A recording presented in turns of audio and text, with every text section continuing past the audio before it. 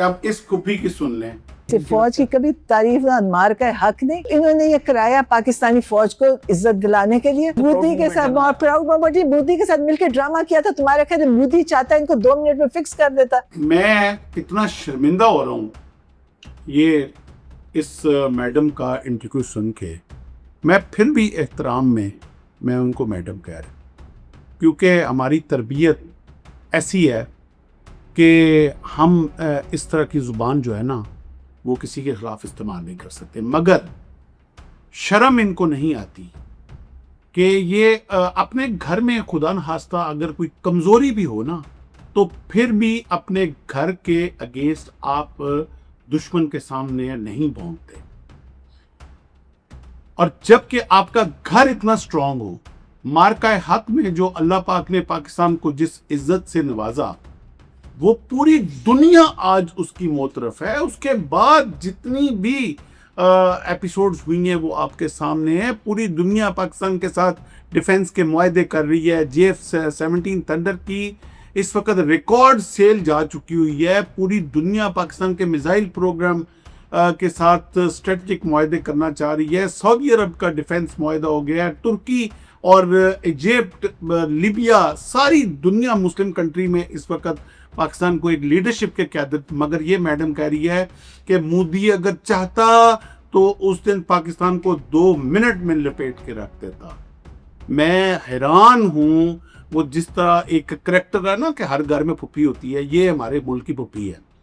اس کا کام صرف اور صرف اپنی برائی, اپنی قوم کی برائی, اپنی ملک کی برائی, اپنی فوج کی برائی جو ہے وہ اس نے ہر وقت اس وقت میڈیا کے بیٹھ کے ڈائجسٹ نہیں ہو رہی. پاکستان کی عزت, پاکستان کی جیت, پاکستان کا وقار جو انٹرنیشنل فورم پہ اللہ پاک نے مارکہ حق پہ فیلڈ مارشل عاصم منیر صاحب کی قیادت میں جو اللہ پاک نے ہمیں دیا وہ اس عورت سے ڈائجسٹ نہیں ہو رہا.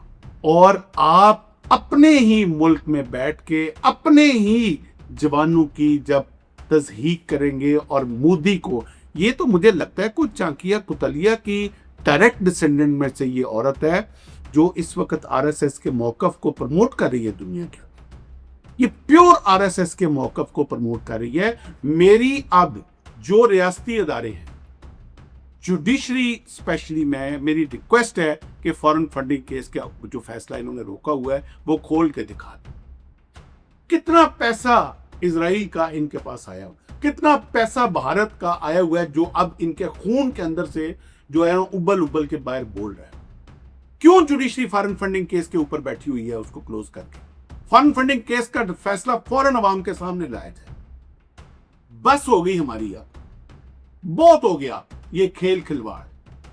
کس طرح جس کو ماں بھی نہیں جانتی وہ اس ملک کی فوج کے بارے میں, کوئی بیٹھ کے شہداء کے بارے میں اپنی زبان کھول رہا ہے, کوئی بیٹھ کے مودی کے قصیدہ سرائی کر رہا ہے کہ وہ 2 منٹ, کس کی جرات ہے 2 منٹ میں اس ملک کے اوپر ہاتھ بھی اٹھائے.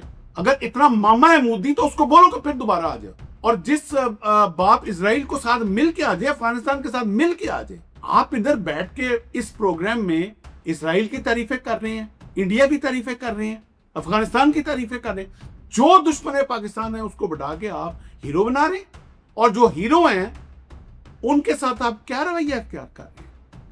آپ نے اس دنیا نے تو آپ کو ریجیکٹ کیا, آپ نے آخرت میں نہیں جانا. مگر آپ کا کیا آخرت سے, وہ تو جن کی آپ اولادیں ہیں اب دنیا جان چکی ہوئی ہے.